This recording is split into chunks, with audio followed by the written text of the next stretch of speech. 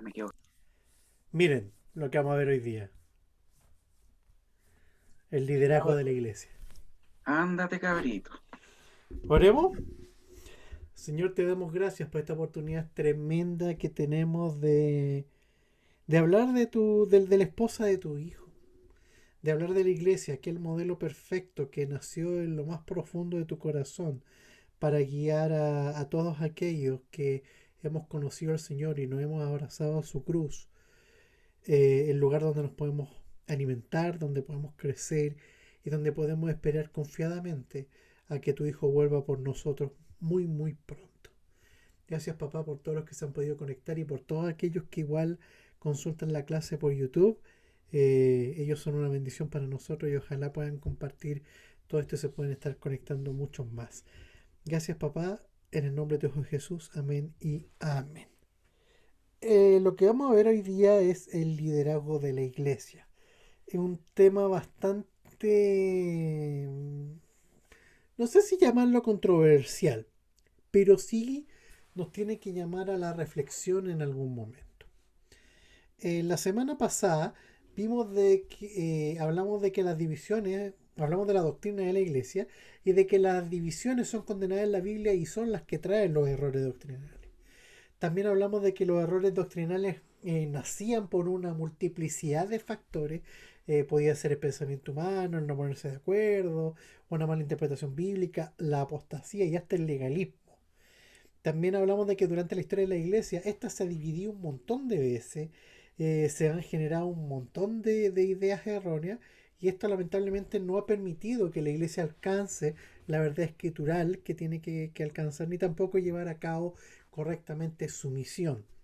La única fuente de doctrina para la iglesia reside en la Biblia, nada más, principalmente en el Nuevo Testamento. El Antiguo Testamento nos sirve de mucho porque nos da cultura, nos da buenos ejemplos, nos da contexto, nos permite entender cosas, pero no es la fuente doctrinal de la iglesia. La fuente doctrinal de la iglesia reside en el Nuevo Testamento. Los credos que han aparecido durante la historia del protestantismo solo son declaraciones humanas que no deben dar determinaciones doctrinales. Bien, ¿qué es lo que vamos a ver el día de hoy? La necesidad del liderazgo en la iglesia nace, eh, nace desde el momento en que la iglesia nace, valga la redundancia. Viene desde ahí cuando los apóstoles se convierten en el equipo que lidera la iglesia no de una forma tiránica, sino que con un interés netamente formativo y después con un interés apostólico, ocupando correctamente la etimología de la palabra. Apóstol significa enviado. La iglesia es apostólica porque la iglesia está enviada al mundo a llevar la buena nueva de salvación. Y esa necesidad de liderazgo ha ido provocando un montón de errores que han provocado que la iglesia hasta el día de hoy nunca encuentre la forma correcta y bíblica de guiarse. La verdadera cabeza de la iglesia no es el Papa de Roma, no es el presidente de una corporación, es Jesucristo. Él es la cabeza de la iglesia. La iglesia no tiene más cabezas que él. Nosotros somos el cuerpo y Jesucristo es la cabeza. Nada más. Y eso, y el no entender eso es clásico de un modelo equivocado, de un modelo que nació de la apostasía, de que los hombres, conforme fueron desatendiendo el llamado original y el diseño correcto de la iglesia, fueron deformando el modelo hasta convertirlo en un modelo totalmente piramidal, cuando la Biblia enseña de que el liderazgo de la iglesia es horizontal. Bien, así que ahora vamos a dividir la clase en dos temas. El primero, voy a sacar los lentes porque me molestan un montón. Lo primero vamos a hablar del modelo equivocado, de este modelo que, de dónde nace este modelo desarmado. Y también vamos a ver el modelo correcto y estipulado por la Biblia que la iglesia debiera seguir y promover. Bien, el modelo equivocado. Mire, la iglesia apóstata, aquí quiero marcar una distinción, está la iglesia original y perfecta y la iglesia apóstata. La iglesia apóstata es aquella que se alejó del modelo de Cristo. Es aquella que prefirió establecer sus propias doctrinas humanas y rechazando abiertamente las formas de liderazgo bíblicas para establecer su propio gobierno eclesial. Esa es la definición para mí de iglesia apóstata. Y se desarrolló, este modelo apóstata guiado, se desarrolló gradualmente durante los siglos en tres áreas muy importantes. Primero en la organización, después la doctrina y adoración y en la conducta. La doctrina ya lo vimos la semana pasada y ahora esta semana es que estamos viendo la organización. Y miren lo que dice 1 Timoteo 4, 1 al 2 de la Nueva Biblia de las Américas.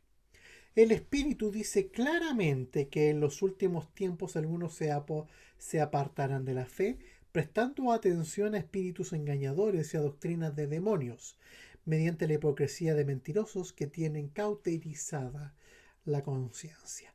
Cuando Pablo le habla a Timoteo de esto, está hablando netamente de la organización de la iglesia. En algunas versiones más antiguas aquí se apostatarán de la fe. Apostatar de la fe es ir en contra del modelo correcto. Es como agarrar la cruz y tirarla para el suelo por un barranco para abajo. Literalmente ir en contra de lo que Dios te dice, incluso al extremo de convertirte en su enemigo. Entonces el modelo de iglesia apóstata lo único que ha hecho ha sido provocar que el modelo perfecto de iglesia se deforme para que la gente no pueda acceder a la verdad, que ahí en la iglesia crece y prospera y establece y fundamenta a quienes viven en la iglesia. Bien, y aquí es donde viene la apostasía en la organización. Miren, quiero mostrarles cómo es la organización según la Biblia y cómo predominaba en el siglo I. Sabemos que Jesucristo es la única cabeza de la iglesia. Estamos claros con eso, ¿cierto? Pero vemos que también existía esta iglesia en Jerusalén, esta iglesia que estaba compuesta de una pluralidad de líderes. Bien, la iglesia de Jerusalén tenía más de un pastor, por llamarlo así. No había uno, ni había un pastor principal y otros pastores asociados. No, existían una X cantidad de pastores en igual condición, enfocados en distintas áreas, pero todos iguales. Y ese modelo se replicaba tanto en Antioquía, tanto en Roma, en un montón de lados más, y que esto se replicaba. ¿Qué es lo que pasó? La iglesia se organizaba con una pluralidad de obispos o pastores con igual autoridad en cada congregación. Puse estas iglesias como ejemplo, ¿eh? No es que puntualmente hayan sido estas, no, son ejemplos. Bien, esta pluralidad de pastores o obispos tenían igual autoridad en la congregación. No había un orden piramidal, horizontal. Todos eran iguales. En atribuciones, en responsabilidades, en deberes y en derechos. Todos iguales. Aunque el liderazgo de la iglesia no tiene derechos. Tiene solo deberes. Ya lo van a entender. Pero ¿qué es lo que pasó en los siglos II y III? Bien, existían una pluralidad de pastores, pero empezaron a crecer algunas personas. Un obispo o pastor se hizo más poderoso que el resto y tomó una figura de, de ser como una especie de pastor principal. Lo que hace, para que quede claro, existían los pastores, pero había un pastor sobre ellos, alguien superior, el jefe de los pastores, y armaba esta figura de un pastor que tenía más poder y más influencia sobre la iglesia. Ese fue el primer cambio en la organización de la iglesia. Después hubo otro cambio en la organización. Ustedes ven las iglesias de Antioquía, Seleucia, Jerusalén, Jope, Roma, Neópolis, estoy poniendo ejemplos solamente. Pero ¿qué fue lo que pasó? Cada una de estas iglesias que ya tenían su grupo de pastores con un pastor liderando por sobre el resto de los pastores, ahora hubo otro pastor u obispo que empezó a liderar sobre determinadas iglesias. Algunos obispos adquirieron autoridad sobre iglesias completas, más de una. Se empezaron a organizar en territorios. Y hubo un obispo que se encargaba de las iglesias que estaban en X territorio y lideraba sobre el pastor que estaba dentro de esa iglesia, y ese pastor lideraba sobre los otros pastores que habían en la iglesia y sobre las demás personas del cuerpo. Y el otro cambio, y el cambio total, fue este. Empezaron a aparecer ciertas ciudades con poder. Y un obispo se convirtió en patriarca. Y él empieza a regir sobre todas las iglesias que están en esa región, lo que se llamó pentarquía. Eran 5 patriarcas iguales en condición que lideraban la iglesia mundial. Pero cada uno de estos patriarcas tenía su sede en una determinada ciudad y lideraba a todos los obispos de las demás iglesias, y esos obispos lideraban a los pastores de esas iglesias locales. O sea, cada vez más se estaba armando un triángulo más notorio. Y ya donde la cosa quedó más grande fue cuando nace el primado. ¿Qué es el primado? Tenemos estos patriarcas de Jerusalén, Antioquía, Constantinopla, Alejandría, pero hubo uno que dijo: yo soy más importante que todos ustedes. Yo, el obispo de Roma. Dejó de ser un igual a los patriarcas y se convierte en el líder de la iglesia universal con un montón de poderes. Es ahí donde nace el papado propiamente tal. Y con esto también provoca la destrucción de la pentarquía. ¿Por qué? Porque ahora él establece patriarcados, pero él sigue siendo el primer. Antes eran todos uno, pero cuando alguien lo empezó a reconocer como una figura que se llama en latín primus inter pares, o el primero, pero entre iguales, se empezó a tomar más atribuciones y empieza a entregar fundamentos y a comportarse casi como un rey, y destruye el modelo, y con eso se establece el papado propiamente tal, porque Roma empieza a primar por sobre el resto de las iglesias y de los patriarcados que existían en la época. Bien, pero el modelo no se restauró. Ustedes dirán: pero ¿cómo? Eso, y ahora estamos en la reforma. Sí, pero el modelo no se restauró, muchachos. ¿Por qué? Porque la reforma fue totalmente insuficiente. Y con el dolor de mi corazón se los digo. La reforma fue insuficiente. ¿Por qué? Porque adoptó el modelo organizacional apóstata y lo reformó, pero no volvió al modelo apostólico correcto. Lutero no quiere armar la iglesia luterana. Su idea original era restaurar la iglesia católica. No lo consigue. Y sus seguidores, encabezados por Melanchthon y otros más, le dan vida a una iglesia en torno a su figura. Y se establece el luteranismo. Y el luteranismo está dividido también en otras organizaciones. Calvino establece también otras congregaciones, y así todas las iglesias protestantes tienen una estructura piramidal interna. Todas. Y cada denominación tiene una jerarquía piramidal. Todas. Por ejemplo, la corporación, por ejemplo, un caso chileno, una corporación, la que era de la iglesia de mis padres, había un obispo. Ese obispo se elegía de entre todos los presbíteros. Para ser un pastor presbítero tú tenías que cumplir al mismo tiempo 3 condiciones: tener más de 10 años como ministro ordenado, no haber faltado con tus obligaciones económicas para la corporación, y tener una iglesia por sobre 300 miembros. Si no, no podías acceder a ser presbítero. Y entre los presbíteros se elige al obispo. El obispo es un cargo vitalicio. Y entre los presbíteros eligen al presidente de la corporación, que es el que se encarga de la persona, de la parte totalmente, digámoslo así, del papeleo. Esas condiciones son bíblicas o humanas. ¿Cuáles? Las que estoy contando ahora son totalmente humanas. Y y entre los pastores levantan los presbíteros, y antes de los pastores están los guías o ancianos gobernantes, que son los que se encargan de liderar a la iglesia antes de que haya un pastor. Y después de eso vienen los oficiales y los diáconos, quienes comparten un estamento casi pastoral.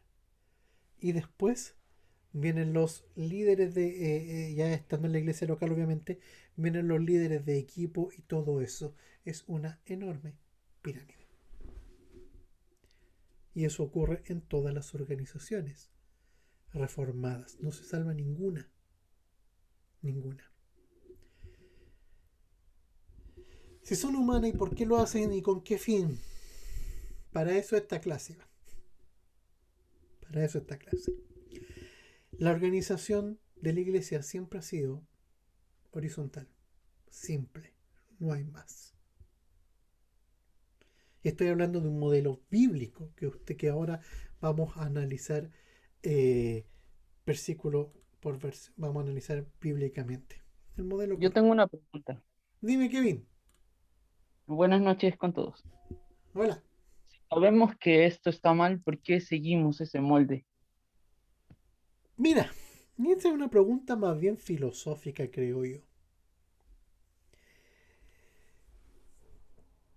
La reforma es eso. Reforma. Viene a volver a traer en forma a un modelo. Fue insuficiente porque si bien quiso restaurar y restauró muchas cosas del evangelio primitivo, como la predicación, el ministerio de la palabra, el salir a buscar a los perdidos, el establecer más iglesias, el establecer la Biblia como la única fuente doctrinal de la iglesia y un montón de cosas más. Pero con el modelo no ha cambiado. ¿Por qué? Porque el modelo permite que el hombre se exalte. Como el hombre es exaltado, se mantiene el modelo. Porque todo el mundo se acomoda a este modelo porque sumamente ya está totalmente digerido y es parte del ADN, sobre todo de la cultura occidental. En Occidente estamos llenos de organizaciones piramidales. Todo es una gran pirámide. Pero el modelo de la iglesia es horizontal y es simple. Nada más. Y mira Kevin. La organización según la Biblia. Jesucristo es la única cabeza. Totalmente. Y la iglesia local tiene una pluralidad de pastores, obispos, maestros, una pluralidad de diáconos y diaconisas, y los miembros. ¿Ves una pirámide ahí? No la veo. Los pastores son plural y cada uno no es superior al otro. Todos son iguales. ¿Se reparten las labores? Sí, pero ninguno está por encima de otro. Los diáconos también trabajan todos juntos alineados. Son otro eslabón importantísimo, pero ninguno es superior al otro. Y todos trabajan mancomunadamente para la iglesia. Y el resto son los miembros. ¿El modelo es complejo de seguir? ¿Ustedes creen que Dios,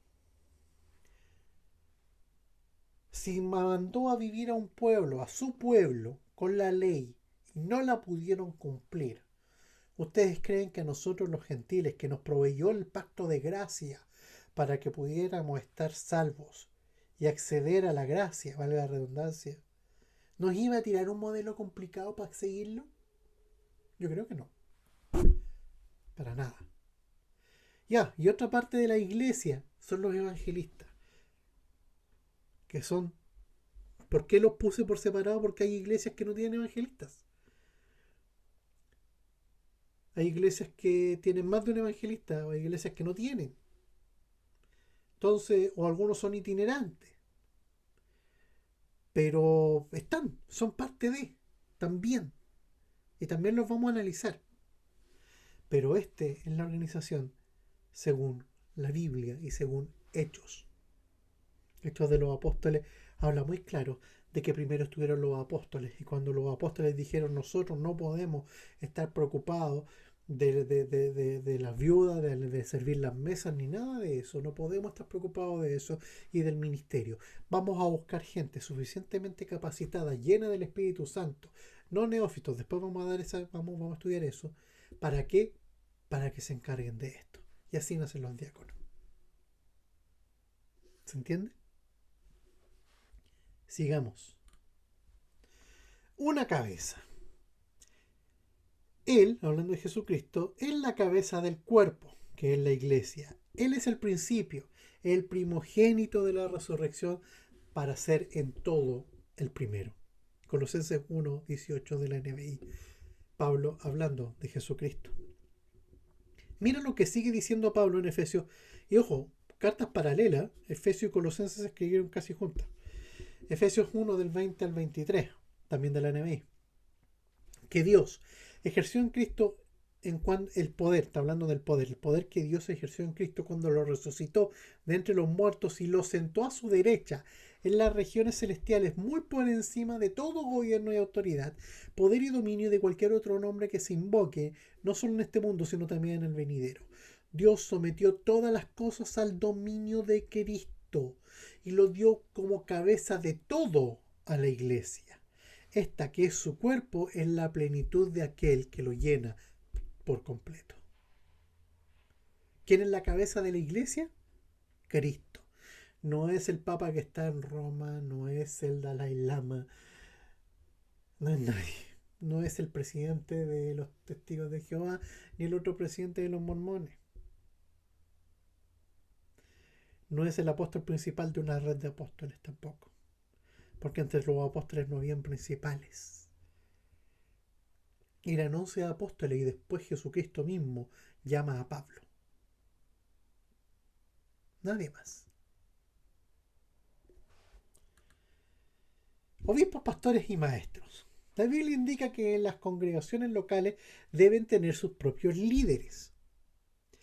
Hechos 14:23. En cada iglesia, estamos hablando de Pablo, Bernabé, en cada iglesia nombraron ancianos y con oración y ayuno los encomendaron al Señor en quien habían creído. ¿Por qué ancianos? Obispos y ancianos vienen de la misma raíz, que es episcópolos, que significa anciano, como obispo. Presbiteroi también es como lo mismo. Después está appointment, que es otro sinónimo para aquellos que es un pastor. ¿Y por qué también pongo maestros? Porque los maestros son los que se encargan de enseñar la doctrina al cuerpo, y los pastores tienen que enseñar la doctrina al cuerpo. Es más, los pastores tienen que enseñar a la iglesia. Son los pastores los que están llamados a hacerlo. La Biblia también enseña de que los obispos son los responsables del ministerio espiritual de la congregación. Mira lo que dice Hechos 27, 17 y 28. Desde Mileto, Pablo mandó a llamar a los ancianos de la iglesia de Éfeso. Tengan cuidado de sí mismos, les dijo, y de todo el rebaño sobre el cual el Espíritu Santo los ha puesto como obispos para pastorear la iglesia de Dios que él adquirió con su propia sangre.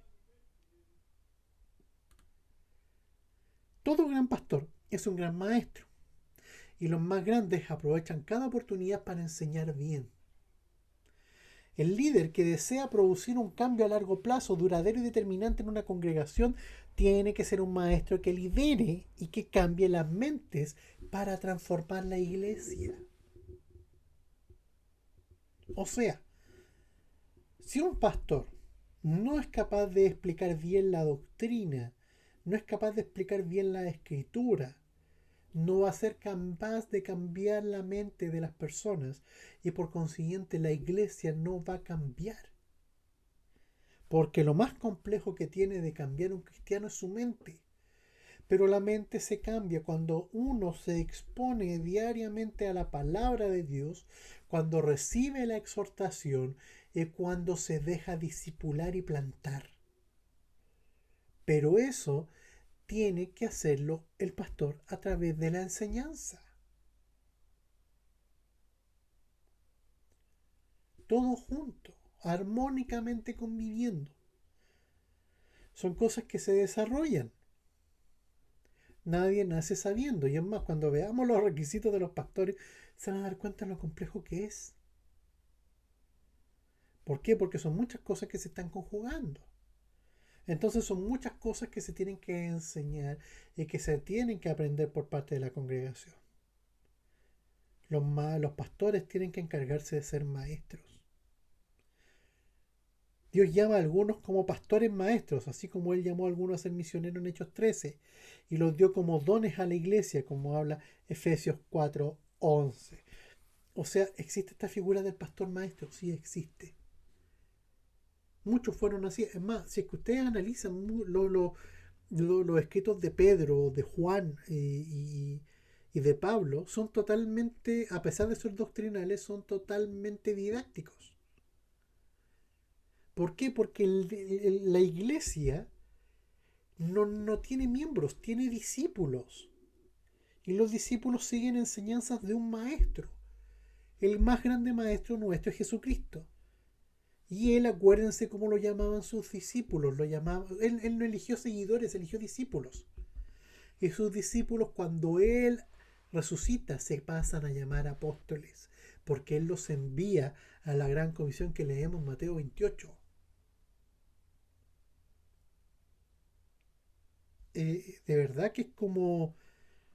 Puede que esté rompiendo muchos paradigmas, pero estoy hablando Biblia, no estoy hablando otra cosa. Y de verdad, Biblia y Café enseña verdad. Y si me estoy equivocando, dígamelo por favor. Pero esto es lo que la Biblia me enseña. Esto es lo que la Biblia, para todo aquel que se acerca a ella con humildad y con ganas, lo va a revelar. Porque la Biblia abre todo lo que está ahí contenido a quien va a ella. Pero a quien va a ella con una búsqueda humilde de saber y de conocer a Dios. Y esto es lo que sale. Miren los requisitos. Primera de Timoteo 3 del 1 al 7 y Tito 1 del 5 al 9.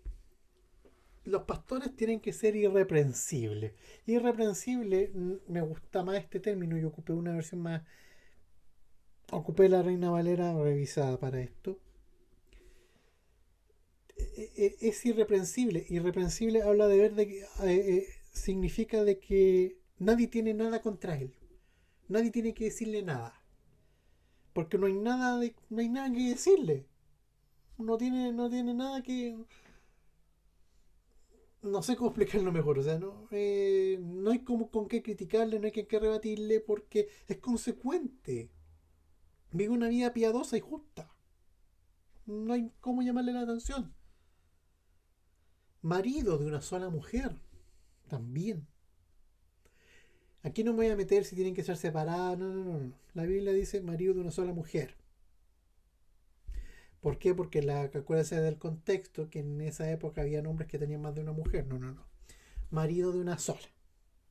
Marido. Sobrio. No hablas necesariamente de que nunca ande borracho, no. Habla de sobriedad.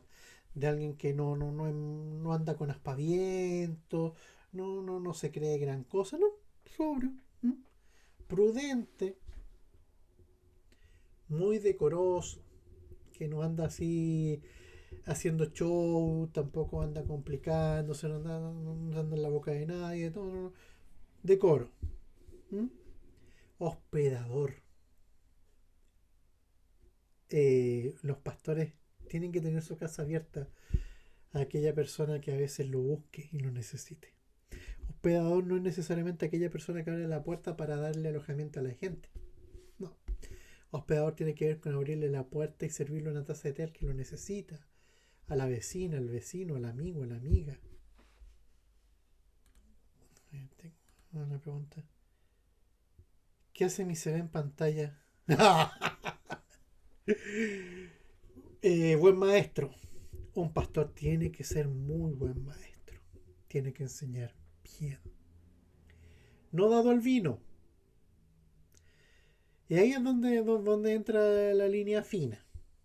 Porque algunos dicen entonces no tiene que tomar.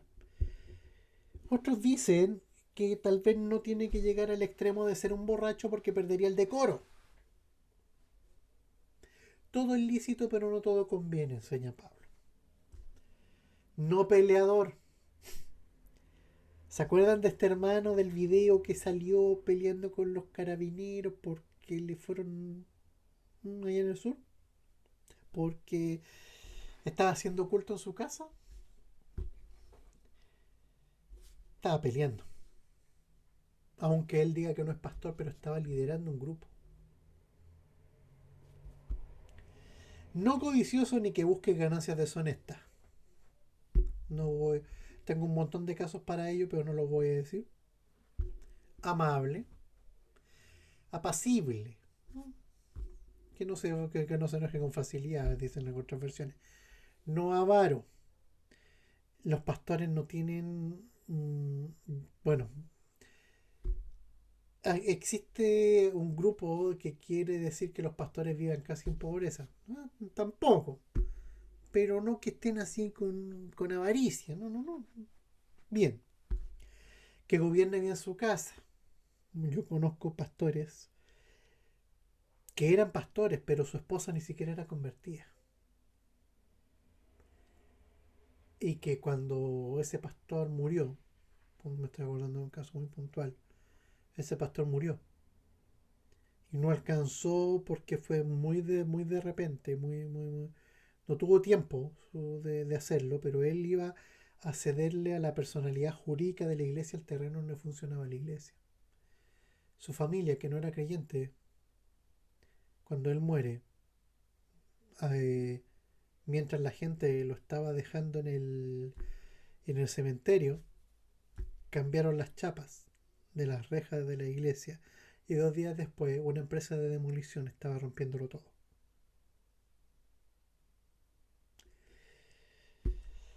Un pastor tiene que gobernar bien su casa. Otros pastores tienen un ministerio poderoso, pero sus hijos no los obedecen y no los respetan.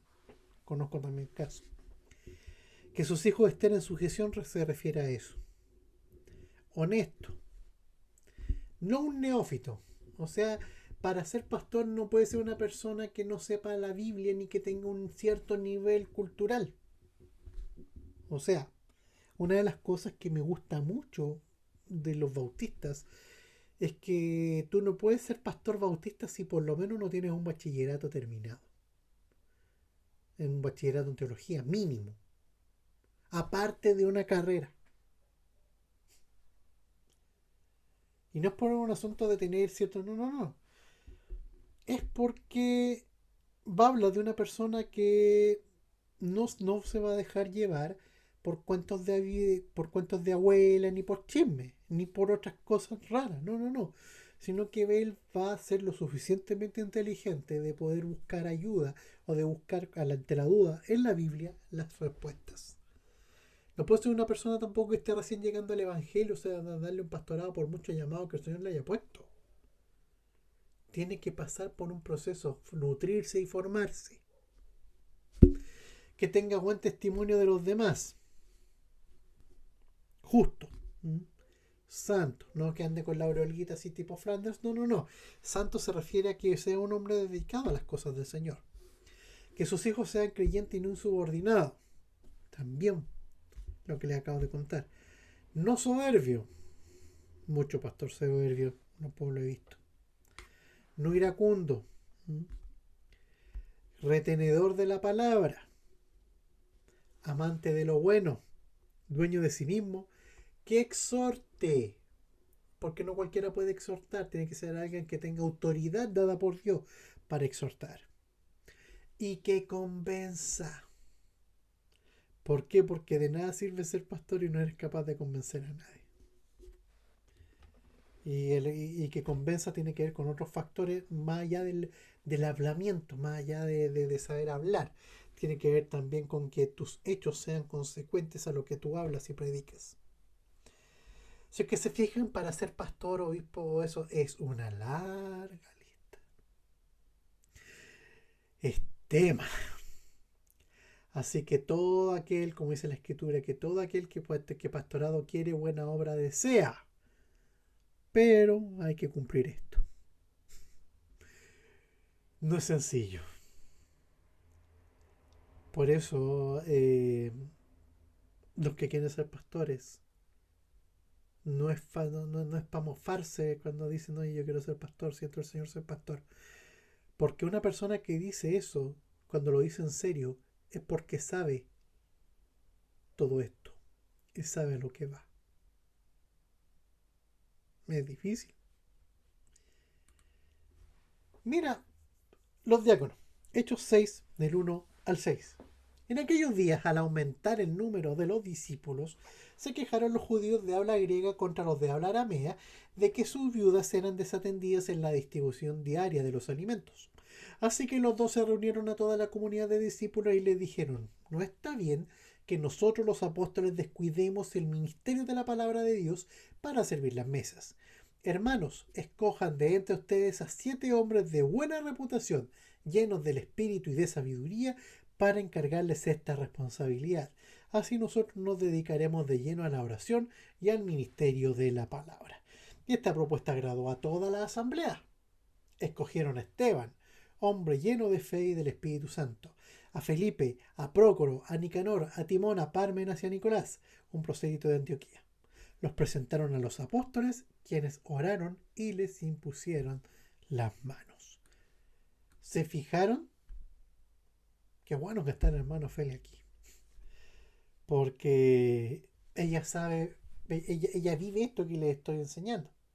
Así que es maravilloso que ella esté aquí y debe estar en el hermano Oscar sentadito al lado de ella, currucadito ahí en el sofá o en la cocina. Así que de verdad que haya diáconos aquí, no, a mí en lo personal me pone muy, muy contento y me bendice. Pero los diáconos tampoco se las llevan así. La labor de los diáconos es cuidar principalmente de la obra material de la congregación. No son necesariamente, como yo he visto en la iglesia gringa, en que el diácono es el que pone la plata. No, no. No necesariamente. Son personas que se preocupan del bienestar material de la iglesia. Yo me acuerdo que cuando era chico en la iglesia de mi papá los diáconos iban a pintar la iglesia. Llegaba el invierno y se encaramaban en el techo a arreglar ahí. Y daban un excelente. Y sus esposas tampoco estaban ahí mirando. Sus esposas le estaban preparando el almuerzo. Cuando había cesantía y cosas, las hermanas preparaban ollas comunes, preparaban almuerzo para repartir. Servían al Señor. Gente que son eso, que tienen un corazón tan grande que sirven. Y el don de servicio está. ¿Sí? Pero el diácono como que lo tiene aquí power. Cada congregación debe tener una pluralidad de ellos dedicados a las necesidades materiales de la iglesia. No puede haber un solo diácono o diaconisa, no. La idea es que hayan varios. De verdad. Y de igual forma su ministerio, su ministerio puede convertirse en evangelista o algún otro, como Felipe o Esteban se convirtió en evangelista. O sea, no, los diáconos son, pucha, súper necesarios y súper importantes. Y tienen requisitos. No, si tampoco es... No, miren. Los diáconos, según 1 Timoteo 3, del 8 al 13 y Hechos 6, 1 al 6, tienen que ser honestos, sin doblez de palabra. Me refiero a que su sí sea sí, su no es no. No dado a mucho vino. Aquí quiere decir que tiene dominio en sus apetitos carnales. Porque somos hombres y estamos sujetos a apetitos y pasiones, pero se controla uno. No codicioso. que guarde el ministerio de la fe, sometido a prueba, o sea, con experiencia. Gente que sepa. Irreprensible. Marido de una sola mujer. Que gobierne bien a sus hijos, de buen testimonio, lleno del Espíritu Santo y lleno de sabiduría. ¿Ven? Si ser diácono también es una tremenda responsabilidad. Porque la Biblia te está imponiendo cosas. La Biblia te pone carga. No es el hombre, no es la congregación, no. El Señor te la pone. Y también está este es maravilloso, los evangelistas. Yo, pucha, ese, pucha, Fernando no está. Fernando es un evangelista. Fernando le gusta estar en la calle, repartiendo Biblias, conversando con la gente, orando por ella. Y wow, genial que ahora estaba aquí. Estos son los predicadores del Evangelio según Timoteo 4 del 2 al 5. Una iglesia puede tener uno, varios o ninguno. Todos estos casos están descritos en el Nuevo Testamento. Hay iglesias que no tenían evangelistas, hay iglesias que tenían varios, hay iglesias que tenían uno, pero son parte del cuerpo. Tiene características. 1 Timoteo 4, 6 al 16 las da, y 2 Timoteo 2 del 1 al 3 y 4 del 1 al 5. Usualmente un evangelista es un estudiante dedicado a la escritura. No es alguien que no sepa, busca, lee, indaga. ¿Ya? Es un predicador y maestro de las escrituras también. No puede ser una persona que llegue y dice. Yo conozco mucha gente que se sabe 4 versículos, sabe ocupar un micrófono y que se dice evangelista y predica cada cosa. Interpreten mi cara. Es un expositor de la doctrina bíblica. Miren, expositor de la doctrina bíblica. No solamente habla un mensaje de salvación, expone doctrina también. Es un exhortador de las cosas de Dios también. Es un seguidor de la verdad y no de fábulas o tradiciones. Es alguien que sigue solamente el Evangelio. Es un buen luchador por Cristo. Estos son los que mueren con las botas puestas. Son una columna de los fieles en doctrina, comportamiento, amor, fe y pureza. ¿Por qué? Porque ellos son los que tienen contacto con la gente y muchos de esos establecen iglesias. Un misionero es un nombre que se le dio cuando nacieron las sociedades de misioneras para llevar el evangelio dentro del contexto de las iglesias metodistas, y se les dio ese nombre. Pero los misioneros son evangelistas, con la única diferencia es que en vez de andar predicando en la calle o predicando en ciertos lugares, ellos van a establecerse un lugar, a predicar el evangelio, a fundar una iglesia y a hacer obra social. Todo eso funciona y es maravilloso. Por eso son columna para aquellos fieles que son nuevos y se establecen. Y es más, estos evangelistas que a veces los encierran en una iglesia a ser pastores terminan como leones enjaulados. Yo fui parte de una congregación donde el pastor donde yo estaba era un evangelista, era un misionero que había establecido iglesias en el sur de Chile, en Perú, en Ecuador. Y ahora funda su iglesia y el Señor lo tuvo unos años ahí y parecía león enjaulado, que estaba desesperado por salir y el Señor lo tenía agarrado ahí. ¿Por qué? Porque no, si no son para eso, son gente que necesita estar yendo a entregar el Evangelio. Son diligentes en las cosas de Dios, cumpliendo su ministerio, son sobrios y son capaces de resistir aflicciones. Así es fuerte esto. Para concluir. La iglesia tiene una organización dada por el Espíritu Santo, señalada en el Nuevo Testamento. No es algo que, si ustedes, como ustedes acaban de ver, no es algo que yo les dije. Está ahí. La apostasía fue la que desarmó este modelo perfecto paulatinamente con el paso del tiempo. No fue algo que se dio de un día para otro, fue lento, fue gradual. Se demoraron 5 o 6 siglos, 600 años, para desarmar este modelo. Que la reforma solo reformó, pero no lo restauró. Simplemente no lo restauró. En el modelo bíblico Jesús es la única cabeza de la iglesia, no existe otra. No hay más. Debemos separar el contexto de iglesia universal y de iglesia local.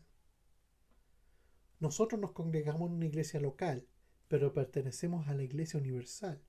La iglesia local está compuesta en este liderazgo por hermanos de pastores, obispos, maestros, y ellos deben cumplir con una serie de requisitos mínimos para llevar a cabo esa función.